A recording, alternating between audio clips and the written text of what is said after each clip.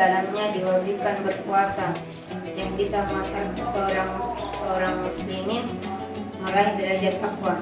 Allah Subhanahu wa taala berfirman, "Ya ayyuhalladzina amanu kutiba alaikumus shiyam kama kutiba alal ladzina min qablikum la'allakum tattaqun."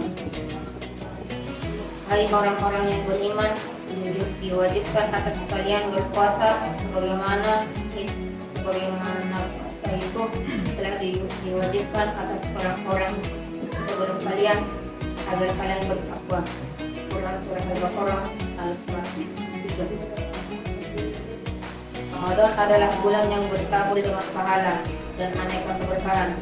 Pada bulan ini pintu surga dibuka, pintu neraka ditutup. Sungguh telah datang bulan Ramadan, bulan yang diberkahi.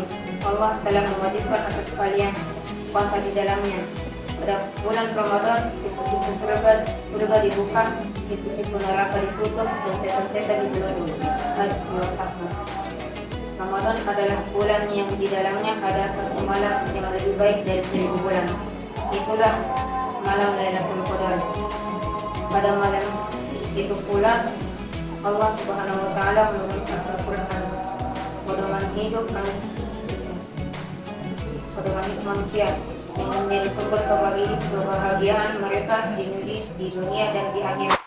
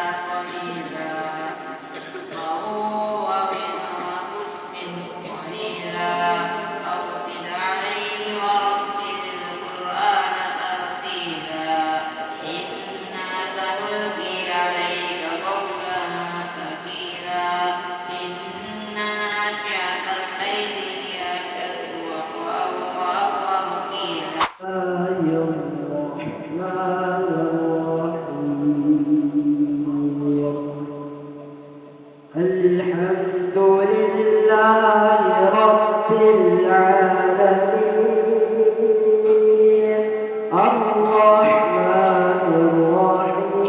الرحمن الرحيم مالك يوم الدين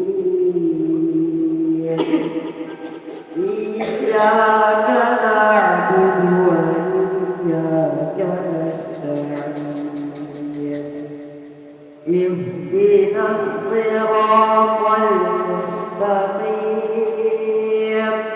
صراط الذين أنعمت عليهم غير المغضوب عليهم ولا